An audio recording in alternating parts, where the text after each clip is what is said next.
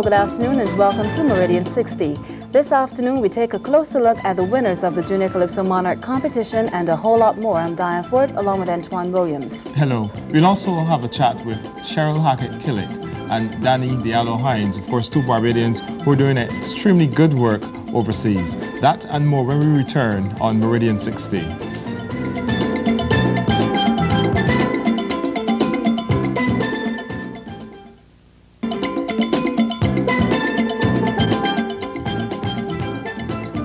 Welcome back to Meridian 60.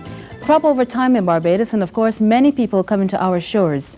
And here to enjoy the festival is Reggie Harris from WCBS TV. He's a news anchor and reporter. Reggie, welcome to Meridian 60. Thank you very much, Diane. How are you doing? Fine.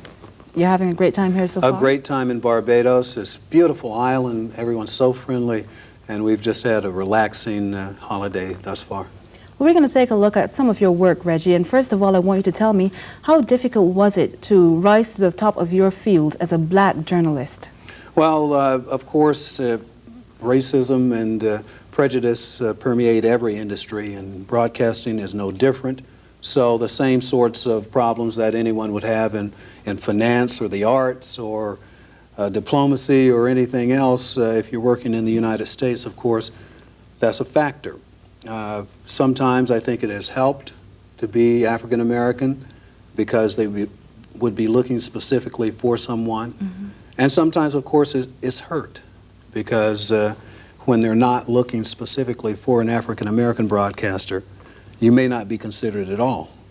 Well, certainly you have made it to the top and you have been highly awarded. You received 5 Emmy Awards, it is? Yes, I have. Okay, tell us about why you received those awards. What type of work did you do? Well, I'm a reporter and an anchor for WCBS in New York City. Most of my work concerns the tri-state area, New York, New Jersey, and Connecticut. And much of my work is concentrated on people issues, sometimes the homeless. One of my awards, one of my Emmys is for a series I did called Begging for Trouble, where I went out and tried to see what it was like to make a living begging. But more than that, what schemes work the best. There are a number of people, and quite a number fewer here in Barbados, and I noticed that's a difference from a number of the other Caribbean islands. People who are begging in New York City, in Chicago, in Los Angeles, in America's large cities, there are a number of people who are begging. And some are genuinely in need, some are simply trying a scam.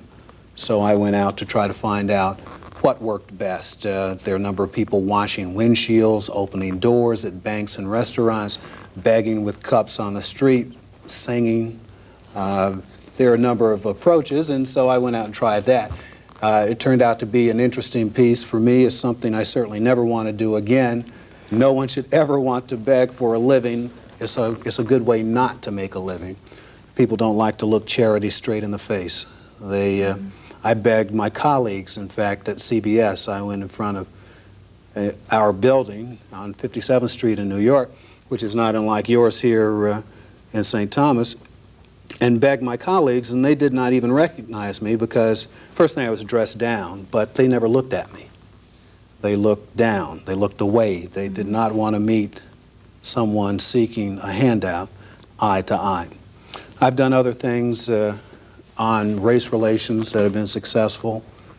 We did 2 series called New York in Black and White. New York has a number of problems racially and ethnically. We're probably the most diverse population in the world. In New York City, perhaps LA is starting to rival us because they have a number of immigrants from Latin America and from Asia. But the people in New York come from everywhere. Often they didn't like each other when they were an island or a continent away. Now they really can't stand each other, that they're next door. Do people look to you as a black journalist to go out there and find a story that relates to race or prejudice or to minorities? Well, I don't think that people necessarily look for me to do that, but much of my life experience goes into my work. So with that having been part of my life experience, then I don't mind tackling those issues. If I don't, or if some of the other African American journalists don't, then no one will. Okay, well, we often see the glamorous side of the media, you know, sitting there doing the news and so on. But tell us, is it always that glamorous? And I'm sure there's some danger associated with your job at times. Well, there's certainly very little glamour, I think, involved with it. It's hard work, it's long hours, and of course, when you're a reporter, you're on location, and you never know what the situation is going to be. I've been fortunate enough to be assigned in different parts of the world occasionally, in Somalia, in South Africa, in Central America, and it has not always been pleasant. In Guatemala, I once had 3 M16s put to my head because I spoke no Spanish and the Army spoke no English, and my guide had wandered away, and the Army thought that what I was shooting would not look good on American television. That was their way of communicating. I got the message, you know. Well, when something like that happens,